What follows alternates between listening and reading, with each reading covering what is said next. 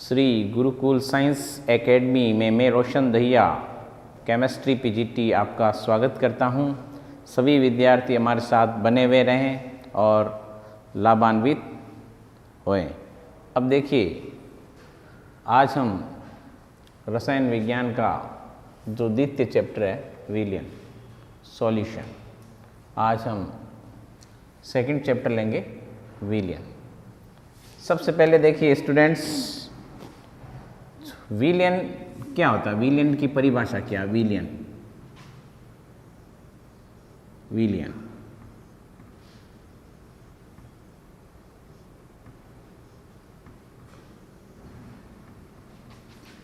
दो या दो से अधिक, दो या दो से अधिक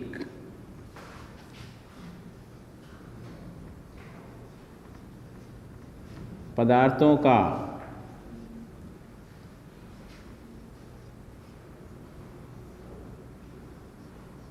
समांगी मिश्रण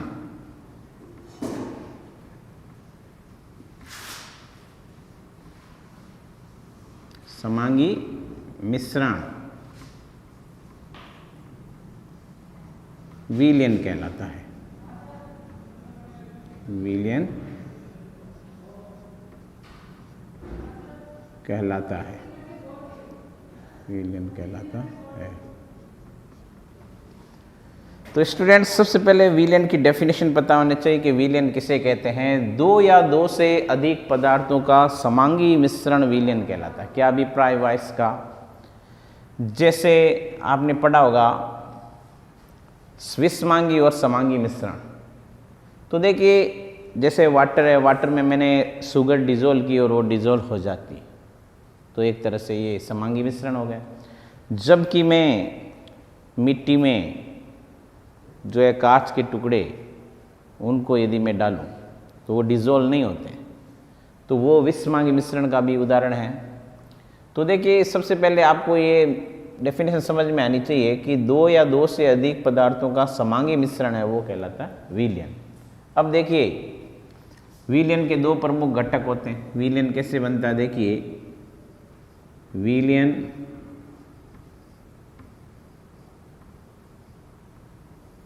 इक्वल टू विलेय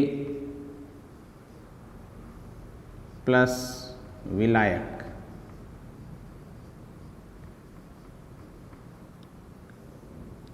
देखिए, इसके दो घटक हैं, एक तो है विलायक और एक है विलेय, और दोनों मिलकर बनते हैं विलयन। Solute, solvent and solution. अब देखिए, यहाँ पर जो विलयन के मैंने बताया आपको दो घटक है। विलेय क्या होता है, किसको कहते हैं विलेय? जैसे ये मेरे पास में एक बीकर है,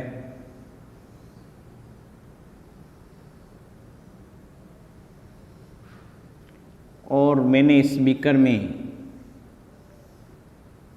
कुछ मात्रा में वाटर मिलाया और इसमें साल्ट या शुगर कुछ मात्रा में मिला ली। तो मिलाने वाला जो पदार्थ है, मैटर है, वो कहलाता है विलेय।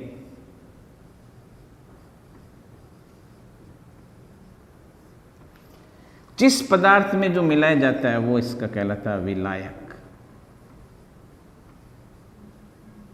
और ये दोनों मिलकर बनते हैं विलयन।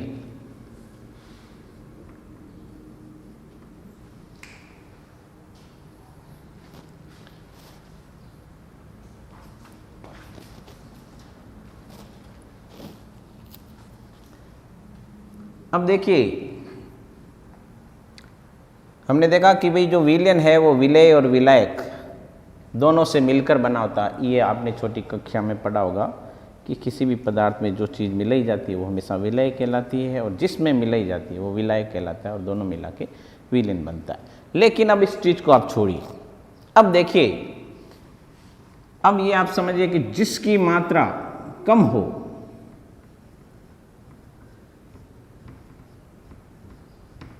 वो विलय कहलाता है। जिसकी मात्रा कम होती है वो विलय कहलाता है, और जिसकी मात्रा अधिक हो वो विलायक कहलाता है। जिसकी मात्रा कम होती है वो हमेशा क्या कहलाएगा? विलय कहलाएगा।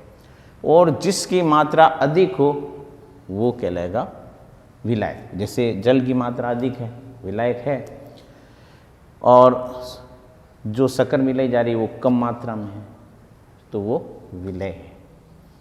अब यहाँ देखिए, जैसे एक उदाहरण देते हैं। जैसे सपोज कीजिए कि मैंने जो शुगर होती है, शक्कर या चीनी, उसको जल में मिलाया।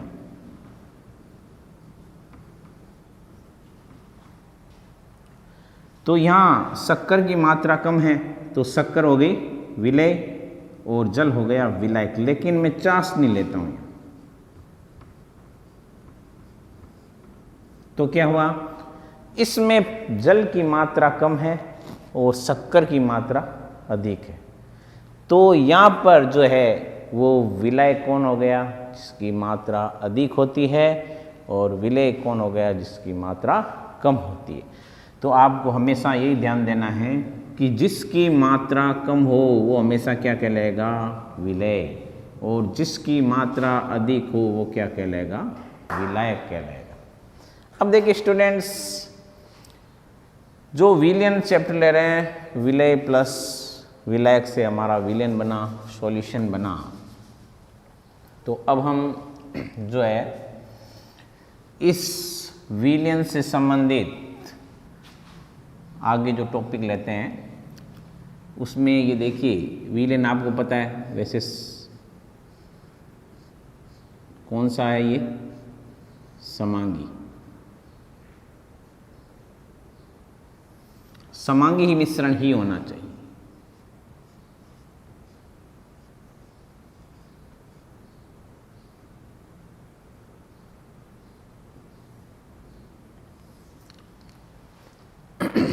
अब देखिए इससे जो है आपके विलयन के कितने प्रकार होते हैं, कितने टाइप के विलयन होते हैं, उनका अध्ययन करेंगे। तो देखिए विलयन के प्रकार, विलयन के प्रकार।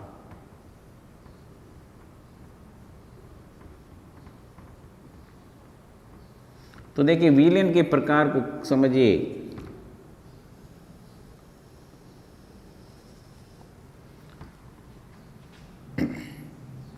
Gas, gas, gas, liquid, liquid, liquids, solid, solid, solid.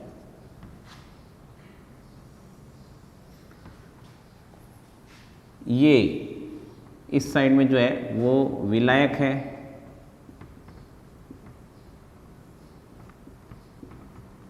और इस साइड में मैं लिख रहा हूं विलय।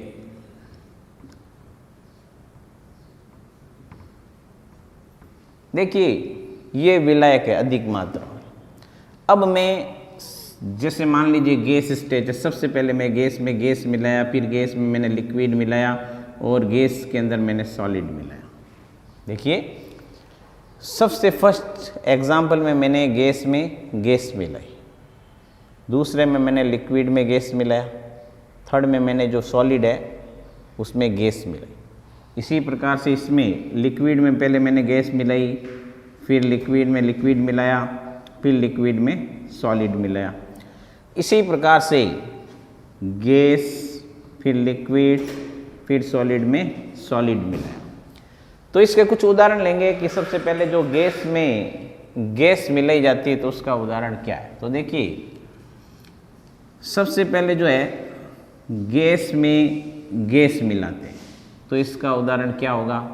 जैसे एयर, हवा, वायु। वायु एक ऐसा उदाहरण है जिसमें गैस में गैस मिलाई जाती है। विलय क्या हो गया? गैस, और विलायक भी क्या हो गया? गैस। दूसरा हमारे पास स्टूडेंट्स इसका उदाहरण है कि देखिए जो लिक्विड है, द्रव है, द्रव को गैस में मिलाया जाता है। तो ऐसा उदाहरण कौन सा है जिसमें जो है द्रव है वो गैस में मिलती है? तो वाटर वेप्स यानी जल वाष्प। तो इसका उदाहरण हो गया जलवाष्प। तीसरा उदाहरण देखिए, जो गैस है उस गैस में सॉलिड मिलाया जाता है, ठोस मिलाया जाता है, इसका उदाहरण हो गया धुआं।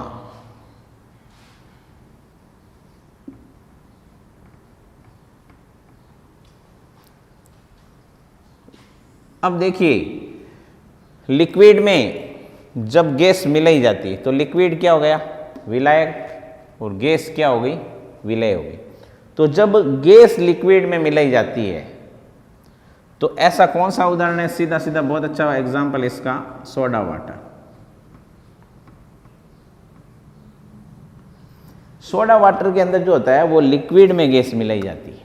अब देखिए हमारे पास में नेक्स्ट एग्जाम्पल है लिक्विड में लिक्विड। तो लिक्विड में लिक्विड का उदाहरण जो सबसे अच्छा उदाहरण है वो है अल्कोहल। लिक्विड में लिक्विड। अगला देखिए ठोस में लिक्विड, यानी कि सॉलिड में लिक्विड डाला, ठोस जो है वो द्रव अवस्था इसके अंदर डाला गया। इसका कौन सा उदाहरण है जिसके अंदर जो है कोई भी जो लिक्विड होता है उसके अंदर सॉलिड डाला जाता है। एकदम नॉर्मल एग्जांपल ये ले लीजिए, जो शक्कर का घोल या शरबत या शक्कर का घोल, शक्कर का घोल। उसके पश्चात देखिए, ऐसा उदाहरण लेना है कि गैस को सॉलिड में मिलाया जाए।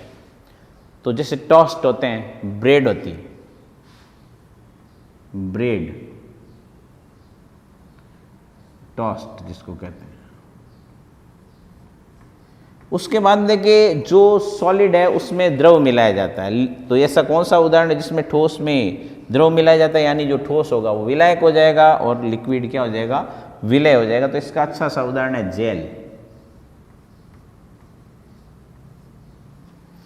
अब देखिए अंतिम उदाहरण है लास्ट, जो है आपका सॉलिड में सॉलिड मिलाया जाता है। तो इसका सबसे अच्छा उदाहरण है मिश्र धातु। मिश्र धातु, मिश्र धातु क्या होती है, एलॉयज। जैसे उदाहरण देखिए, जी मिश्र धातु में सॉलिड मिलाया जाता है, लेकिन ये ध्यान रखना ये भी एक प्रकार का कौन सा मिश्रण हो गया, समांगी मिश्रण हो गया। इसलिए मैंने सबसे पहले यहाँ लिखा है समांगी मिश्रण। अब देखिए समांगी मिश्रण कैसे, जैसे पीतल है, तो देखिए जो पीतल होता है वो दो धातुओं का मिश्रण है, दोनों ही ठोस होते हैं, ठोस में ठोस मिलाया जाता है। जैसे ये किससे बनता है, तांबा और जिंक से। तो पीतल तांबा और जिंक से बनता है। इसी प्रकार से जैसे कांसी है, कांसा,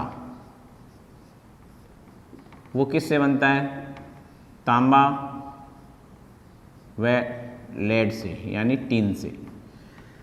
तो ये एलॉयस का उदाहरण है, मिश्र धातुओं का उदाहरण। जब हम चैप्टर पढ़ रहे हैं तो सबसे पहले हमें इनके एग्जाम्पल भी आने चाहिए। तो स्क्रीनशॉट ले सकते हो आप, इसका स्क्रीनशॉट ले लीजिए।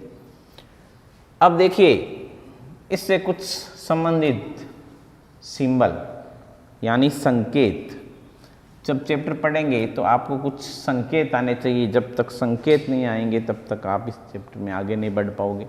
तो कुछ सिंबल होते हैं वो आपको सीखने।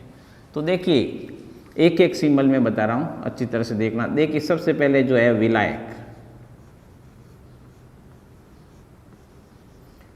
विलय के लिए जो हम संकेत काम लेंगे वो होगा ए। फिर हम लेंगे विलय, विलय के लिए जो संकेत काम लेंगे वो होगा बी।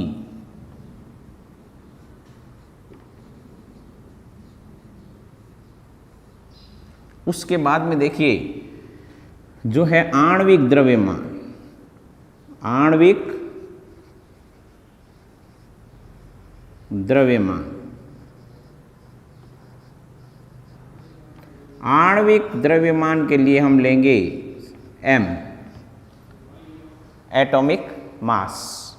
उसके बाद जो है केवल द्रव्यमान के लिए जो हम सिंबल काम लेंगे वो लेंगे डब्ल्यू। उसके बाद में मोल के लिए जो हम सिंबल काम लेंगे वो लेंगे n। उसके पश्चात मोल अंश के लिए हम जो सिंबल काम लेंगे वो होगा x। और अगला जो हम सिंबल लेंगे आयतन, इसका सिंबल जो है हम लेंगे v। स्टूडेंट्स, जो मैंने बोर्ड पे लिखा है इसका पूरे का स्क्रीनशॉट ले लीजिए ताकि आपके ये सिंबल और जितने भी ये एग्जाम्पल है ये आपके बहुत काम आएंगे, क्योंकि चैप्टर की स्टडी करने से पहले आपको ये सारे सिंबल पता होने चाहिए। अब हम जो आगे का टॉपिक लेंगे वो है द्रव्यमान प्रतिशत। देखिए स्टूडेंट्स, द्रव्यमान प्रतिशत, द्रव्यमान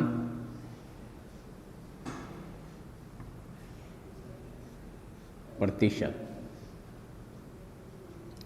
देखिए द्रव्यमान प्रतिशत निकालने के लिए सीधा सीधा आपको देखिए नॉर्मल ऐसे है कि भाई द्रव्यमान से संबंधित है, और द्रव्यमान को मैंने इसमें बताया था हम W/W, यानी कि जो दोनों रेशियो में है वो द्रव्यमान आना चाहिए। तो देखिए अब हम ये अवयव का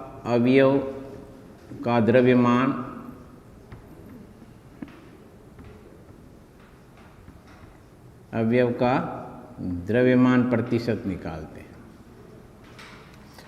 अवयव का द्रव्यमान प्रतिशत कैसे निकाला जाता है मैंने बताया था, ध्यान रखना है कि दोनों रेशियो में द्रव्यमान आना चाहिए।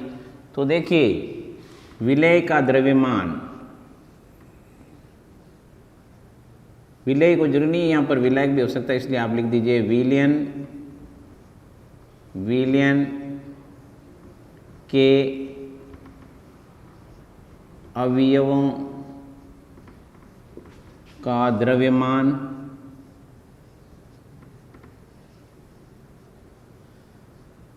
Upon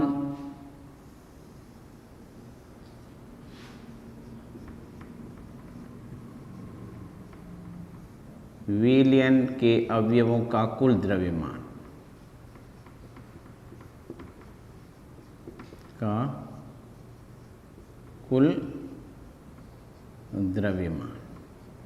into 100। देखिए परसेंटेज है इसलिए 100 लिखते हैं। देख अवयव का द्रव्यमान, जैसे सपोज कीजिए आप अवयव का द्रव्यमान A के लिए निकालते हो, सपोज कीजिए कि भाई परसेंटेज हमें A के लिए निकालना। अब A के लिए निकालना, A का मीन्स मैंने पहले ही बताया था विलायक है। तो देखिए विलयन के अवयवों का द्रव्यमान, तो ये हो गया WA अपॉन विलयन के अवयवों का कुल द्रव्यमान, तो देखिए ये हो गया आपके WA प्लस WB इंटू 100। इसी प्रकार से आप B के लिए निकाल सकते हो। अच्छी तरह समझना है स्टूडेंट्स, देखिए पूरा वीडियो देखना है। यदि आपने पूरा वीडियो नहीं देखा, कोई भी पार्ट छोड़ दे तो आपको समझ में नहीं आएगा, ये बिल्कुल ध्यान रखना।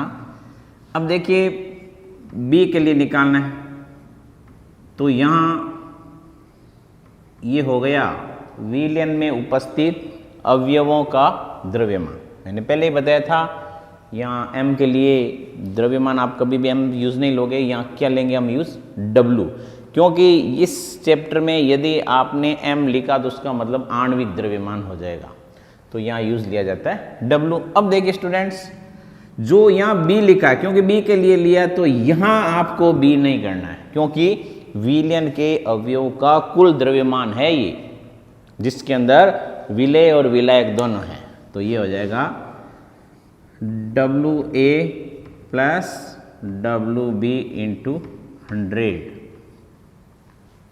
तो ये अवयव का प्रतिशत द्रव्यमान कैसे निकाला जाता है। तो हमने देखा कि जो अवयव का द्रव्यमान, इसी प्रकार से अब हम सीखेंगे जो है अवयव का आयतन। तो देखिए ये थोड़ा सा आपको इस स्पेशल रूप से ध्यान रखना है और वापस थोड़ा सा इसको स्टडी भी करना है। और नोटबुक यदि आपके पास में है तो आप इसको उतारते भी रहिए, देखिए इतना अच्छी तरह से हम समझा रहे हैं, आपको अच्छी तरह से समझना है और एज इट इज इसको क्लास ही समझिए। तो ये देखिए, इनको नोटबुक में राइट डाउन कर लीजिए। अब देखिए जो हम लेंगे आयतन, आयतन का प्रतिशत कैसे निकाला जाता है। आयतन का प्रतिशत, यदि ये अच्छी तरह से समझ में आ गया आपको, तो आपको आयतन का प्रतिशत निकालने में कोई प्रॉब्लम नहीं होगी। यदि ये समझ में नहीं आया तो इसको अच्छी तरह से देख लीजिए ताकि ये समझ में आ जाएगा। देखिए सीधा सीधा है कि द्रव्यमान प्रतिशत निकाला तो मैंने ऊपर क्या लिखा, W/W। देखिए एक स्मॉल w है, एक कैपिटल W है, क्योंकि देखिए वो जो विलयन के अवयवों का द्रव्यमान है वो कम होता है, तो मैंने स्मॉल w लिखा है, और नीचे मैंने कैपिटल W इसलिए लिखा है क्योंकि वो संपूर्ण विलयन है। तो अब देखिए इसमें आयतन, अब सीधा सीधा है भाई, आयतन के लिए मैंने सिंबल बनाया V। तो देखिए ये small v upon capital V, same इसी को देख के करना। तो यहां देखिए दोनों के अंदर जो रेशियो है वो आयतन के होने चाहिए।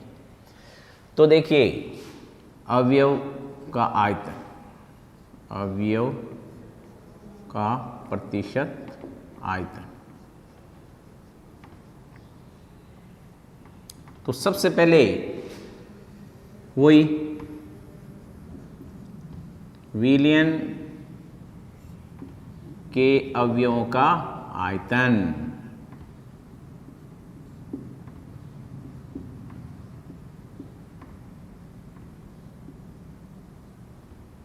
उसके पश्चात विलयन जो है, विलयन के अवयवों का कुल आयतन,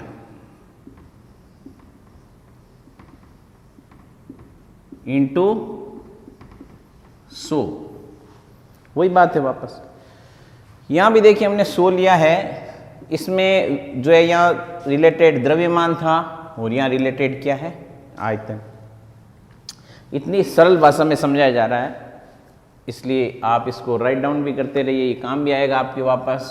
तो अब देखिए विलयन के अवयवों का आयतन, तो यहाँ देखिए विलयन के अंदर जो अवयव है टोटल उनका आयतन लेना है, इस क्योंकि हमने यहाँ क्या लिया था, द्रव्यमान, अब यहाँ लेना है आपको आयतन। तो ये देखिए VA किसके लिए निकाल रहे हैं हम, A के लिए निकाल रहे हैं, प्रतिशत A के लिए, अपॉन,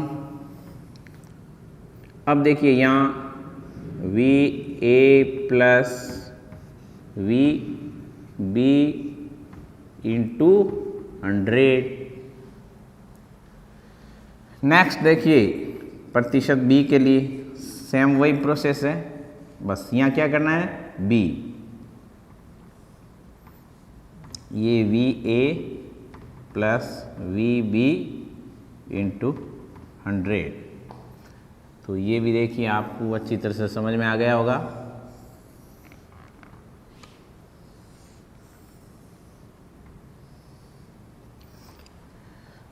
तो आपने क्या देखा, आपने देखा कि देखिए दो प्रकार के हम प्रतिशत मात्रा निकालते हैं, एक तो द्रव्यमान प्रतिशत और एक आयतन प्रतिशत।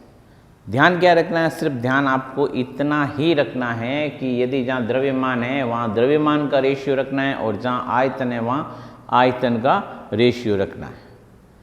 तो अब देखिए, अब हम जो करेंगे वो करेंगे द्रव्यमान आयतन का प्रतिशत, इन दोनों का प्रतिशत।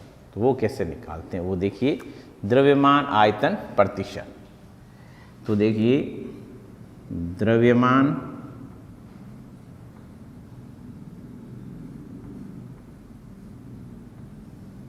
आयतन प्रतिशत,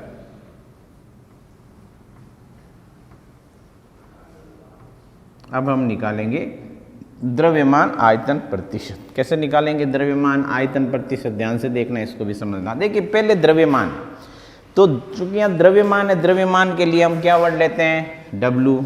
तो यहाँ हमने ले लिया ये W, द्रव्यमान आयतन प्रतिशत।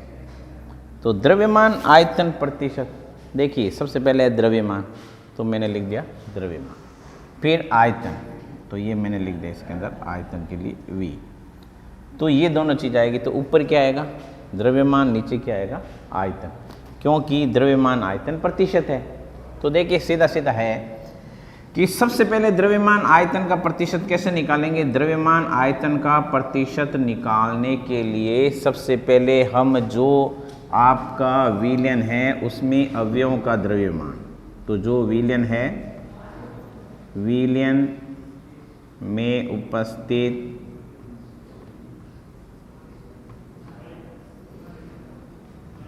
अवयव का द्रव्यमान,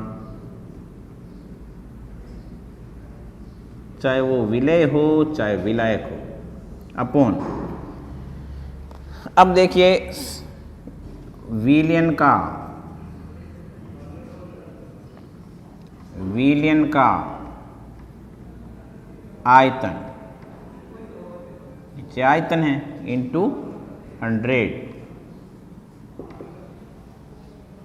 देखिए स्टूडेंट्स, विलयन में उपस्थित अवयव का द्रव्यमान W, अब किसके लिए निकाल रहे हैं A के लिए, तो ये A के लिए हो गया, अपॉन नीचे क्या है आयतन, तो नीचे VA प्लस VB इंटू 100, ये 100% का।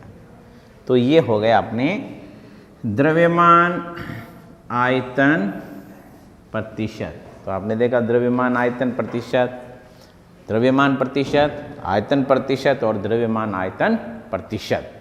तो इसका भी स्क्रीनशॉट ले लीजिए ताकि मैं आपको जो नेक्स्ट है वो पीपीटी जो है उसके बारे में बताऊंगा।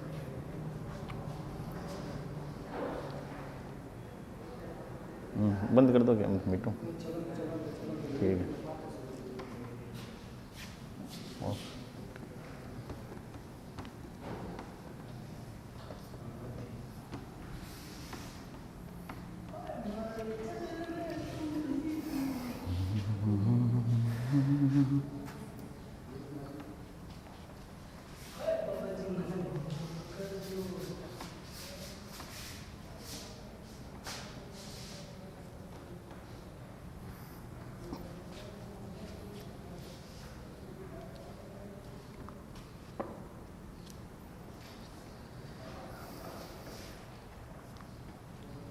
अब देखिए, अब हम जो है ppm, देखिए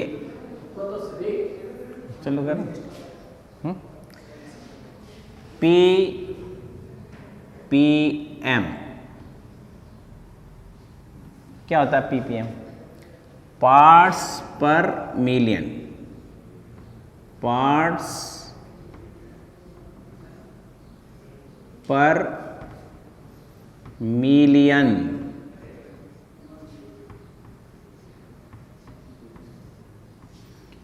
पार्ट्स पर मिलियन। देखिए स्टूडेंट्स, मिलियंस मीन्स 10 लाख, तो मिलियंस का अभिप्राय होता है 10 लाख से, ये 10 लाख 10 लाख, या इसको हम लिख सकते हैं 10⁻⁶।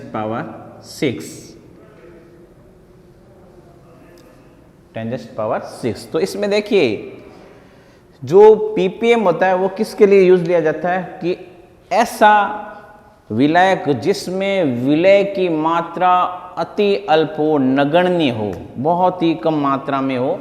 जैसे जल होता है, जल में कैल्शियम आयन्स होते हैं, या मान लीजिए कैल्शियम आयन है या फिर मैग्नीशियम आयन है,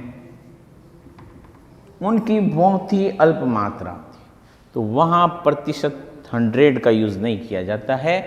तो उसके लिए हम क्या यूज़ करते हैं, तो ppm जो है उसके लिए हम जो यूज करेंगे वो अवयव के भागों की संख्या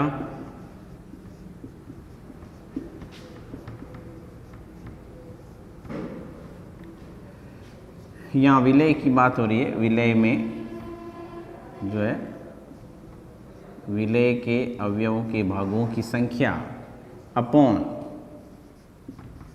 जो विलयन है विलयन में अवयवों की कुल संख्या। अब यहाँ 100% यूज नहीं लिया जाएगा, तो क्या यूज लिया जाएगा? देखिए मैंने बताया था मिलियंस मीन्स 10 लाख 10⁻⁶, तो यहाँ यूज लिया जाएगा 10⁻⁶। तो ये उन्हीं के लिए यूज लिया जाता है ppm जिसके अंदर बहुत ही अल्प मात्रा में विलय डिजोल्व रहते हैं। अब देखिए इसके पश्चात हम पढ़ेंगे मोल अंश। अब मोल अंश की बात करते हैं तो देखिए मोल अंश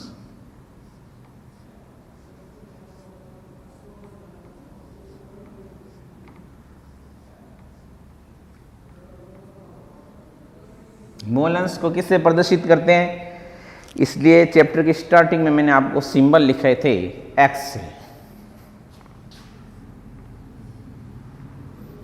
अब देखिए स्टूडेंट्स, जो मोल अंश होता है वो क्या होता है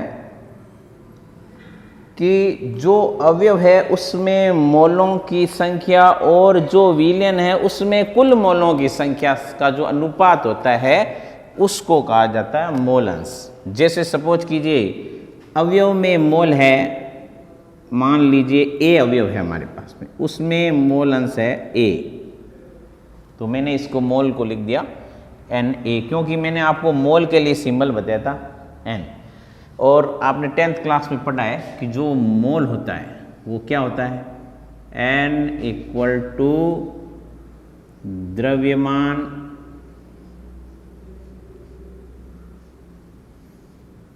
अपॉन अणुभार।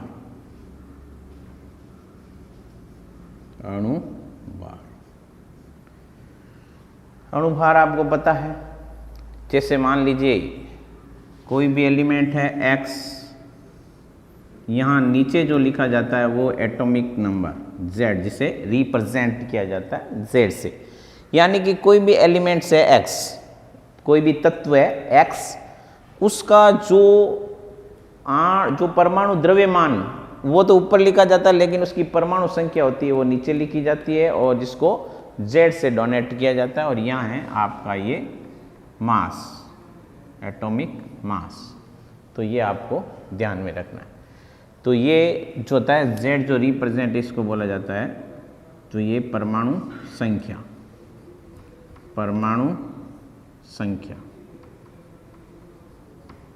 ये है आपका परमाणु द्रव्यमान।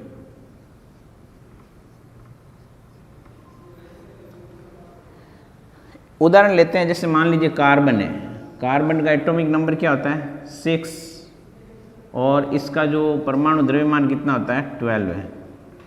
तो जो द्रव्यमान होता है उसमें अणुभार का डिवाइड कर देते तो वो आता है मोल। तो यहाँ मोल का अभिप्राय मैंने आपको वहाँ बता दिया। आपको उसके लिए सभी जो है तत्व है उसकी परमाणु संख्या आपको याद होनी चाहिए और उसके परमाणु द्रव्यमान याद होनी चाहिए, नहीं तो उसमें रुकावट आ सकती है।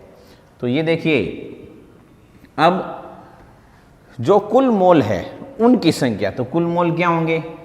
A के लिए Na और दूसरे के लिए हो जाएगा Nb। अब देखिए प्लस, उससे पहले आप देखिए एक मिनट, ये देखिए A के लिए निकाला, B के लिए निकालते हैं। तो B के लिए मैं यहाँ लिख देता हूँ, क्या हो जाएगा? B के लिए ये Nb। अब देखिए B के लिए मैं इसलिए समझा रहा हूँ क्योंकि यहाँ आपको B नहीं करना है, ये केवल ऊपर जो है वो B होगा, नीचे B नहीं होगा। तो यहाँ पर आ जाएगा Na + Nb। ये ध्यान रखना स्टूडेंट्स, B के लिए यहाँ B नहीं करना, केवल ऊपर संख्या चेंज करनी है। तो ये है आपका मोल और कुल मोलों का जो है वो योग, उनका जो रेशियो है, उनका अनुपात है, वो है इसका मोल अंश। अब देखिए, यदि इन दोनों को मैं ऐड कर दूं तो क्या होगा? ध्यान से देखिए, यदि मैं इन दोनों को ऐड कर देता हूं, प्लस किया, देखिए एलसीएम आ गया Na Nb, ये क्या आ गया इसका एलसीएम। डिवाइड गया इसमें 1 बार और इसको मल्टीप्लाई किया तो यहाँ क्या आ गया Na प्लस ये आ गया Nb। अब देखिए Na प्लस Nb में मैंने डिवाइड किया Nab का, तो ये देखिए इसमें सीधा सीधा है कि ये इसका जो एलसीएम था हम डिवाइड करेंगे तो आपको पता है Na प्लस Nb का डिवाइड Na प्लस Nb में करेंगे तो डिवाइड गया 1 बार। तो इसका मीन्स क्या हुआ? इसका मीन्स ये हुआ कि मेरे पास में ये XA था और ये XB था, तो इन दोनों का एड 1 आता है, तो ये हो गया XA plus XB equal to 1। तो ये क्या होता है कि जो आप न्यूमेरिकल क्वेश्चन करोगे, आंकी क्वेश्चन करोगे, तो क्या होता है उसमें इतना बड़ा फार्मूला लगाने की जरूरत नहीं है। आपको x की वैल्यू दी रखी है तो आप सीधा सीधा इसको कर सकते हो, और ये आपको दे रखा है तो आप ये कर सकते हो। दोनों का एड 1 होता है। जैसे सपोज कीजिए इसकी वैल्यू आपको दे दी ये दे दी 6 और इनका योग 1 होता है, तो आपको XB की वैल्यू पूछी तो सीधा सीधा आप पता चल गया 0.4 होता है, तो इसकी वैल्यू आ गई 0.4। लेकिन ये जो क्वेश्चन जो होता है आपको सीधा नहीं देते हैं, घुमा कर देते हैं। उसमें आपको क्या देते हैं कि जैसे आप ये निकालो तो उसके अंदर द्रव्यमान दे देते हैं आपको और अणुभार दे देते हैं। द्रव्यमान के लिए मैंने आपको पहले ही बताया, यहाँ वर्ड लिया जाता है W, और जो होता है अणुभार जो होता है, आणविक भार होता है, उसके लिए हम मान लेते हैं M। अब मान लो आपको कोई भी तत्व है उसका द्रव्यमान दे दिया WA, और ये आपको दे दिया इसका जो मास है वो ये दे दिया। अब आप इसमें सबसे पहले XA निकाल लोगे, क्योंकि देखिए सीधे क्वेश्चन नहीं देते हैं, कि ऐसा नहीं है कि सीधे आपको XA दे देते हैं B दे देते हैं। ज़्यादातर बोर्ड के अंदर क्वेश्चन ऐसे घुमा के पूछते हैं, वो यहाँ पर द्रव्यमान दे देते हैं और अणुभार दे देते हैं। तो इन दोनों के रेशियो से हम सबसे पहले क्या निकालेंगे? XA निकालेंगे।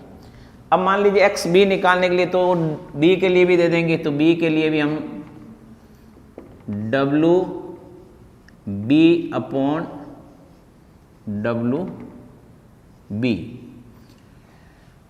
तो यहाँ देखिए जब आपके पास में ये 4 क्वांटिटीज में दी रहेगी, 4 भौतिक राशि आपके पास में होगी, तो आप उससे XA भी निकाल सकते हो, XB भी निकाल सकते हो। और जब आपके पास में XA और XB की वैल्यू आ जाएगी तो आपको पता चल जाएगा दोनों का एड यदि 1 होता है तो हमारा आंसर राइट है, नहीं तो गलत है।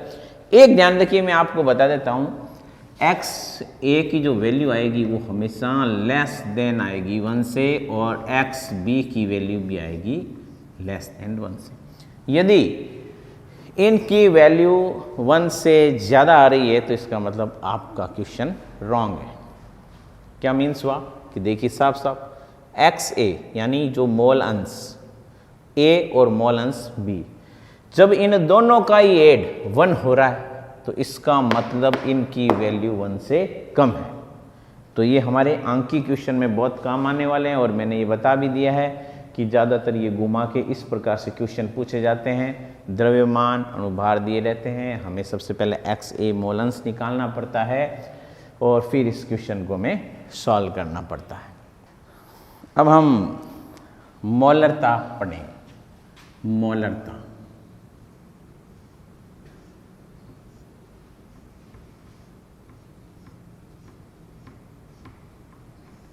इसे कैपिटल M से प्रदर्शित किया जाता है। मोलरता किसको कहते हैं? सबसे पहले देखिए इसकी डेफिनेशन, 1 लीटर विलयन या प्रति लीटर विलयन, प्रति लीटर विलयन में मोलों की संख्या, प्रति लीटर विलयन में विलय के मोलों की संख्या क्या कहलाती है? मोलरता। मैं लिख देता हूं, आप राइट डाउन भी कर लीजिए नोटबुक में।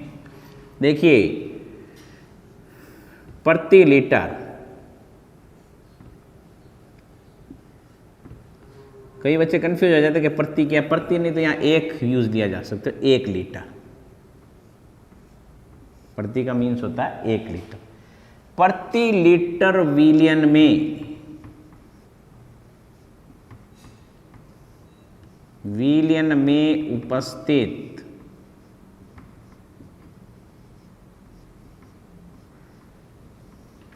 विलेय के मोलों की संख्या,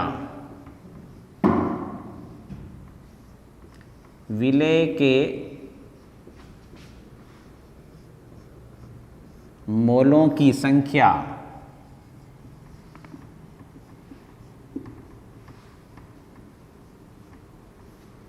मोलरता कहलाती है।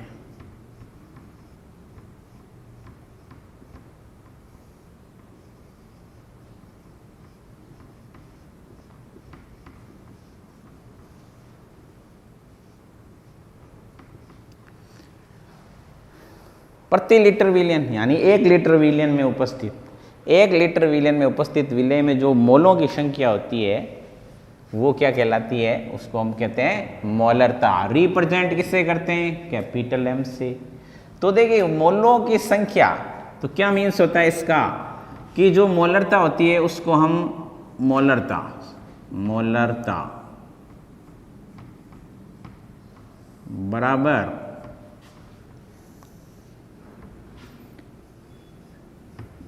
विलेय में मोलों की संख्या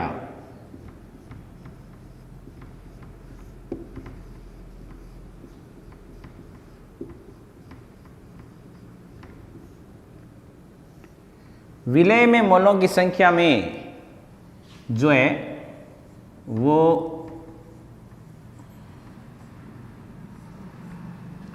विलयन का आयतन, उसमें उसका डिवाइड कर देते हैं। तो देखिए सबसे पहले विलेय में मोलों की संख्या क्या होती है वो देखिए, जो विलेय होते हैं उसमें मोलों की संख्या निकालें। तो विलेय में मोलों की संख्या मान लीजिए आप ए के लिए निकाल रहे हो तो क्या हो जाएगा Na, और विलयन का आयतन तो उसके लिए हम यहाँ लिखेंगे V। ए भी लिख सकते हो या केवल V लिख सकते हो क्योंकि ये संपूर्ण विलयन का आयतन है। आप चाहो तो यहाँ A और B भी लिख सकते हो। मैंने आपको पहले भी बताया था कि यहाँ N क्या होता है, जो ये आपका मोल दिया हुआ है। तो ये देखिए जो मोल है, मोल वो होता है आपके N इक्वल टू जो द्रव्यमान होता है उसमें जो आपका आणविक द्रव्यमान होता है उसका डिवाइड कर देते हैं तो वो उसमें हो जाती है आपकी जो है ये N यानी कि मोल। तो देखिए यहाँ थोड़ा सा एक ध्यान रखना है, ये जो विलयन का आयतन होता है वो हमेशा आपको लीटर में काम में लेना है। ये एक ध्यान रखना है स्पेशल रूप से कि जो यहाँ विलयन का आयतन लेंगे वो किस में लेंगे, हमेशा लीटर में। यदि वहाँ मिलीलीटर दे दे तो मैं आपको बताऊंगा क्या करना है आपको। फिलहाल आपको ये याद रखना है ये लीटर में होना चाहिए। तो अब देखिए चूंकि n की वैल्यू क्या होती है, ये देखिए W/m, चूंकि हम तो a के लिए निकाल रहे हैं तो यहाँ हो जाएगा WA/ma। तो देखिए यहाँ ये मैं वैल्यू पुटअप कर देता हूँ। किसकी वैल्यू, इसकी मोल की वैल्यू। n को मोल से रिप्रेजेंट कहाँ बताया था मैंने, स्टार्टिंग में मैंने सिंबल बताए थे। जो मोल होता है उसके लिए हम जो है n प्रदर्शित करते हैं। तो देखिए अब n की वैल्यू है WA/ma। तो मैं ये इसके अंदर इसकी वैल्यू पुटिंग करता हूँ। तो WA/ma/m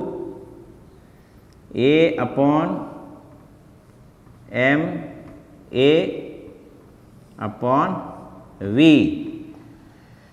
और V हमेशा किस में होनी चाहिए, मैंने बता दिया आपको, लीटर में होना चाहिए, लीटर में।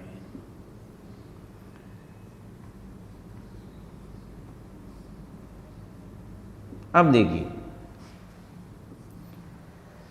ये MA यहाँ नीचे आएगा तो ये हो जाएगा WA/MA इंटू V,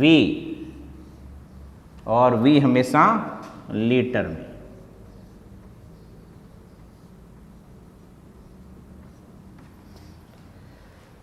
यदि यहाँ आयतन आपको ml में दे दे, मिलीलीटर में दे दे, तो क्या करना है, देखिए यदि आयतन ml में हो तो देखिए हम मोलरता निकाल रहे हैं, तो देखिए capital M equal to WA यानी द्रव्यमान अपॉन आणविक द्रव्यमान इंटू आयतन। अब ये दे दिया यहाँ ml में, तो आपको कुछ नहीं करना है, यहाँ 1000 से मल्टीप्लाई करना है, बस ये आपको काम करना। तो ये आप मोलरता निकाल सकते हो, ये है आपकी मोलरता। तो 1 लीटर विलयन में उपस्थित विलय के मोलों की संख्या क्या कहलाती है, मोलरता, रिप्रेजेंट बाय कैपिटल M। और मैंने आपको बताया था, स्पष्ट कर दिया है इसमें कि जो मोल होते हैं वो होते हैं द्रव्यमान अपॉन आणविक भार। तो उसमें जब डिवाइड कर देते हैं तो n की वैल्यू आ गई, n की वैल्यू पुटिंग कर दी, और जब ml में हो तो इसको 1000 से मल्टीप्लाई कर देते हैं। अब हम जो है अगला टॉपिक लेंगे मोललता। तो जैसे स्पष्ट है कि आपका इसका ऐसा यूनिट निकालना है, तो देखिए ऊपर यहाँ क्या दिया, द्रव्यमान, और द्रव्यमान के लिए आपको पता है किलोग्राम लीटर इनवर्स, तो ये इसकी ऐसा यूनिट होती है। अब हम लेंगे मोललता।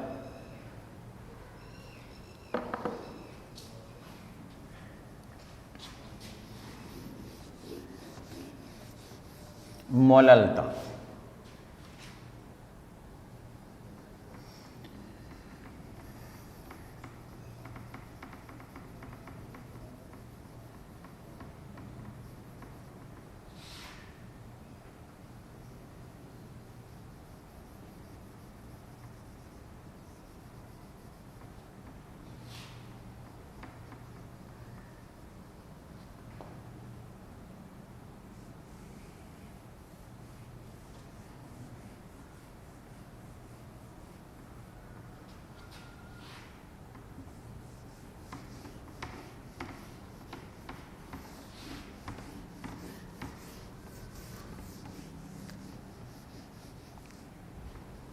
देखिए मोललता लेंगे, मोललता इसको स्मॉल m से शो करते हैं, रिप्रेजेंट करते हैं स्मॉल m से।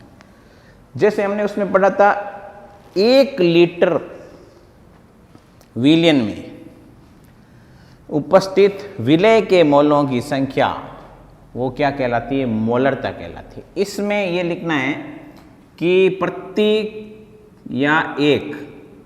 प्रति किलोग्राम विलायक, प्रति किलोग्राम विलयन नहीं लिखना, यहाँ लिखना है इस बार विलायक,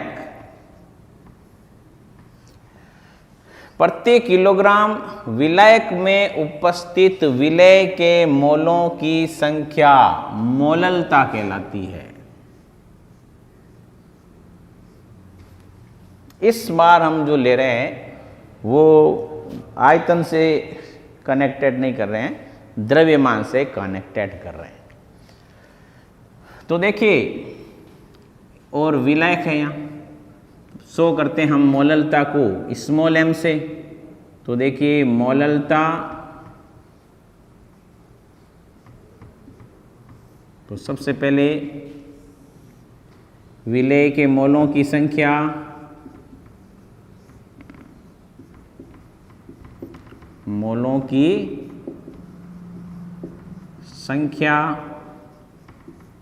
upon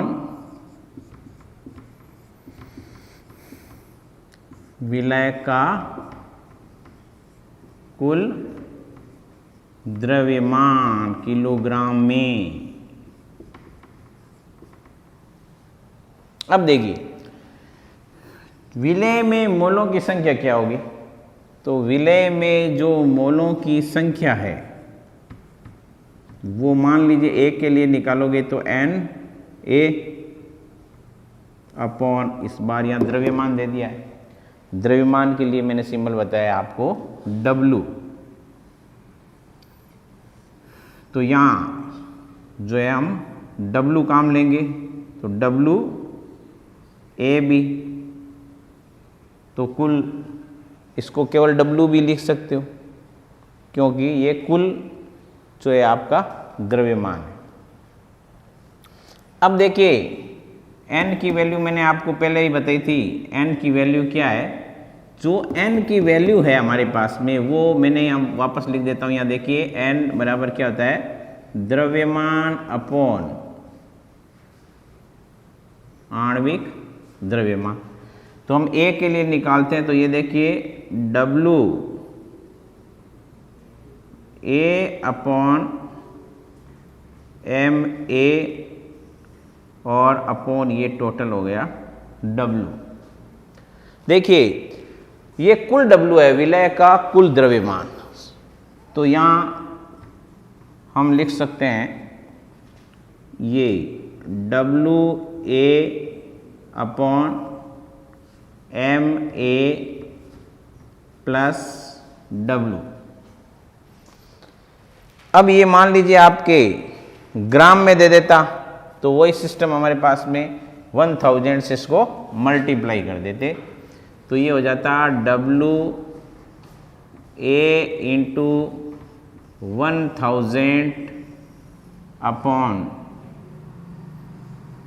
W A plus W। तो ये हमारे पास में मोललता आ जाएगी। तो आपने देखा मोललता कैसे निकालते हैं और मोलरता कैसे निकालते हैं। तो आज के वीडियो में जो हमने देखे थे वो क्या क्या थे, सबसे पहले विलयन के बारे में पढ़ा कि विलयन की डेफिनेशन क्या होती है, उसके बाद में इस अध्याय से संबंधित प्रमुख सिंबल्स और विलयन की प्रकृति के बारे में हमने जाना।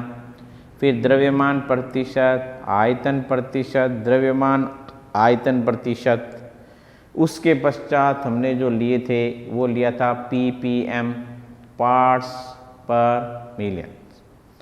उसके पश्चात मोल अंश, और मोल अंश के बाद में हमने उसकी वैल्यू बताई थी XA plus XB equal to 1। उसके पश्चात मोलरता और फिर मोललता।